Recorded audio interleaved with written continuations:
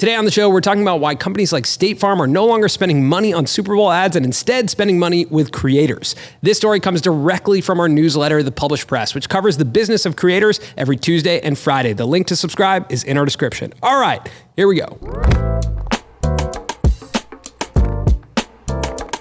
So from what I understand, a Super Bowl ad for 30 seconds costs $6 to $7 million. Outrageous. Unbelievable. I guess though the companies that buy these ads are like Budweiser, they're huge corporations. Like they have to be there, right? Yeah, they've built a culture on the Super Bowl that it says something about you if you're not there, if you're one of the big companies. And it says something about you if you are there, that you have the money to be there, you are culturally relevant.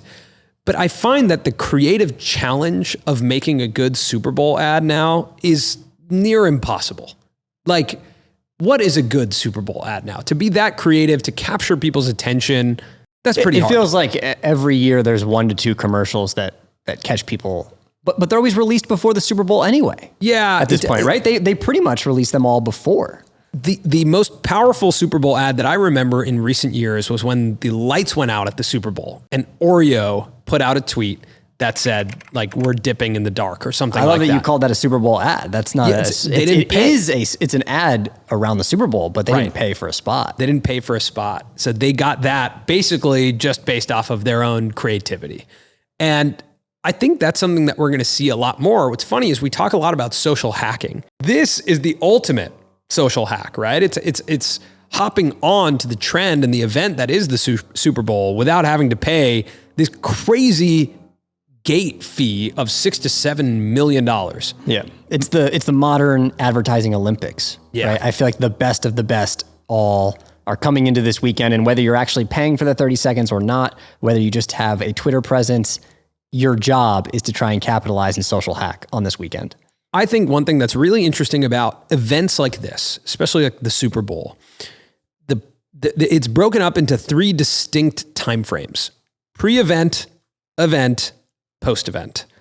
Right now, when we're recording this, we're in the pre-event space. And I'm pretty amazed at how deep the pre-event space has gone. Like, I've been getting Super Bowl content from different people for maybe the last 10 days. And even leading up right now this week, like Barstool and the BFFs pod rented out Saddle Ranch here in LA for the whole week to host a live podcast every day leading up to the Super Bowl. So there's this interesting element that people are building on the event, beforehand, and they're building up towards this big moment that is the Super Bowl because it's top of mind for everyone, and it's what's part of the conversation right now.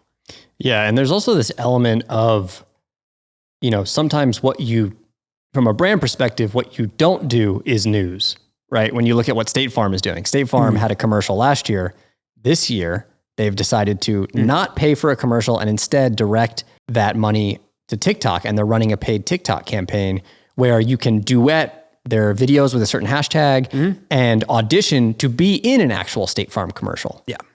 Very clever. And that story of them not being in the Super Bowl with the traditional ad is now the story, right? Like, that's the news. They actually already won. Yeah, because exactly. They didn't have to spend the $6 million, and we're talking about them. There's people talking about them on TikTok. More people are going to talk about them. And probably after the Super Bowl, there's going to be some conversation about advertising, what was the best ad, and then they'll come up again being like, actually, you know what? State Farm didn't buy an ad, but they did a TikTok campaign. They're in with like the new wave. Something we talk about a lot is we want to be early and better.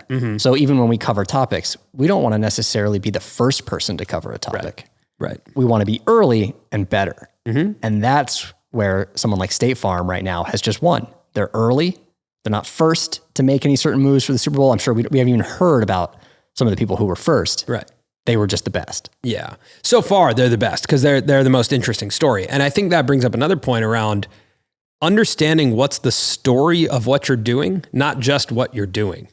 What's the headline? What are people going to write about? What's the headline? Yeah. What do people care about? And even if you and I never watch any of the State Farm auditions or engage with anything about this State Farm Super Bowl campaign on TikTok, I still think the story is cool that they're doing it. And that matters a lot. So I think as a creator, as an entrepreneur, thinking about the story of what you're doing is really important. Like, what's the macro view of what you're doing? Not just what's the actual substance of the content. It's like your log line, right? Like all famous movies have really simple log lines. As a creator, what you do, whether it's a video or a campaign, should be easily understood and shared from person to person, because word of mouth is really still the most valuable marketing tool. Like these companies like Oreo, right? Or like State Farm, they're doing interesting things, but the reason it's spreading is because it's easy to talk about. It's word of mouth. And a lot of what this is what they refer to in marketing as earned media, which just means like they didn't pay for it, they earned it. And that's what Oreo did, right? Like they earned that media. That's earned media, that they essentially got millions and millions of impressions in what's called earned media. They didn't have to pay the $6 million. So I think that's a lot. Also known as organic, right? Yeah, that's organic marketing. But you think about that, those high level of impressions that they're getting, primarily because they're like social hacking around the event. And so TikTok, or the State Farm TikTok campaign, that's essentially what they're doing. They're going to get tons of impressions, but don't have to pay the $6 million. That's really cool. Yeah. And it's probably less about needing to be in the Super Bowl and more about the market they're trying to reach. You choose to put most of your spend towards TikTok, you're reaching a different audience. Like State Farm, a company like them, they already have a massive TV presence. Huge. Yeah. That's probably reaching a millennial and Gen X audience. So what's interesting is there's probably people on the other side right now, for everyone who's listening, being like, wait a second, TikTok's like 11 to 13 year olds. Why is a insurance company advertising there? But there is actually a really interesting answer, which I learned early on in our advertising days, that basically a lot of these companies, car companies, insurance companies, they want to build that repetition and that almost feeling of friendliness with that young audience, so that over time, as they grow up, when that time comes when they're 18 years old and they have to buy insurance, they're like, State Farm, of course. Yeah. They were always there. They were around me at all times. Like that repetition creates trust. And that's a crazy thing to think about, but it is. It's like, I have to, if I hear it a million times by the time I'm 18, I trust it. I mean, to buy something, you have to know it exists. Yeah. So start early. Yeah, start early. Now, of course, you can't legally really advertise or target like anyone sub 13, but that's what TikTok is. So if you're on TikTok doing that campaign, like you're trying to get in the mind of a 13-year-old so that 6 years later, when they're getting insurance, they're buying State Farm. I mean, they're betting the future of the company on their ability to market to 13 to 18 year olds. Right. Because in 10 years, you got to be able to reach that market. That's why we're on TikTok, you know? You know it. That's why we're on there dancing every a couple times a day, hitting the trends. We're hitting those trends, those trendies. Yeah, sure. I'll trend. You know, it's our second biggest platform. TikTok. Yeah. Yeah. which feels like nuts to me. Yeah. But I don't know. I guess our number one format is a TikTok, right? It's like a short form vertical piece of content. So I guess it makes sense that TikTok's our number two. Yeah, but it feels a little dirty. Interesting. Because we're not super attuned to the trends that are happening from a week to week basis. Like we're not monitoring TikTok right now to like hop on a trend. Which is fine. I think you don't have to, but it makes me feel strange that like on YouTube, I have a very good sense of what's happening on the platform.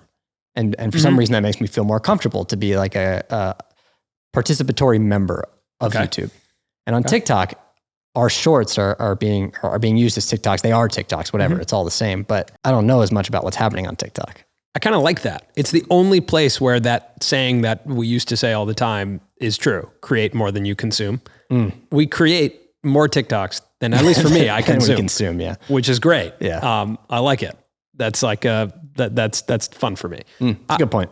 I think the other part about the TikTok campaign is, I think the world of the internet today is very active. We all want to be more active in our participation with our content. So I think even advertising is going to become a lot more active, where it's State Farm is essentially saying like, you help us advertise State Farm by submitting an audition. Yeah. And that's a risky move though. Yeah. Because like when brands try and make you do something, it's possible no one does it. Often everyone's like, stop making us do this stupid dance. Yeah. Like, we don't want to. But there's kind of something exciting. Even for me, I'm like, that'd be kind of cool to be in a State Farm commercial. If the incentive is there. Yeah. As long as the incentive is there. If the incentive is there, then people will do it. If the incentive is lame, it's never going to happen. Yeah. But being on a national TV commercial, that's cool. They haven't specified, but if you get paid like a national TV actor, that would even be cooler. That'd be really and cool. they'd still spend less than $6 million. So you know how Chipotle gives certain people the Chipotle for Life card? yeah, I think that would be smart of them to give one of those away. They probably have, but they definitely have. proper incentive, right? Yeah. A TikTok trend. I where thought you were just going to say that'd be great if they just gave it to us. I wouldn't say no. I wouldn't say no, but I wouldn't go that much. I wouldn't be over the moon. Yeah, I wouldn't I'm be over gonna the say moon. that. Yeah. I wouldn't be over the moon. Not my first What I thought. want, and I'm going to put this out into the universe, Okay. just in case anyone listening can help me with this. Okay. And I'm going to say I've already DM'd some people about this. Okay. I want a Bonza partnership. Oh, Chickpea chickpea pasta. I love Bonza. Yeah. I had a cavatappi Bonza the other night Is that English? What are you saying? to die for. Cavatappi. It's Italian. How do you say it? You took Italian? I don't know. The way you said it though didn't make me think it was Italian. Cavatappi? Yeah. Cavatappi. Okay. Cavatappi. That sounds, I don't know if that's offensive or if that's Italian Is that, or what that is. I don't know. offending I'm someone? looking- I don't know. I man. hope I'm not offending someone. Yeah, I have no idea. Okay. Well, I had Do I even know you? a cavatappi, which is a Careful, squirrely. Yeah, it's a chickpea based pasta. It's a chickpea paste pasta, but what I'm trying to say is it's a curly So pasta. You DM'd them. I haven't DM'd them yet, but I've DM'd people who have gotten influencer packages from Bonza to say, how are you doing this? How is this happening? Because I'm not sitting here saying, Bonza, pay me a bunch of money. I'm just saying, Bonza, I want some Bonza. And I want the nice Bonza packages. Like they come in this nice orange box. You open it. It has different accessories in it. You want to be a Boz ambassador. A Bonza ambassador. Bonza ambassador. Yeah, I want to be a Bonza boy. A Bonza boy. Yeah. Okay. I think we could make that If happen. that is a dream of mine. I'll be in a national commercial too. I don't mind, For free? No, I didn't say that, but Okay. I mean, I think I've said this in the past, but Snyder's of Hanover, the pretzel company. yeah.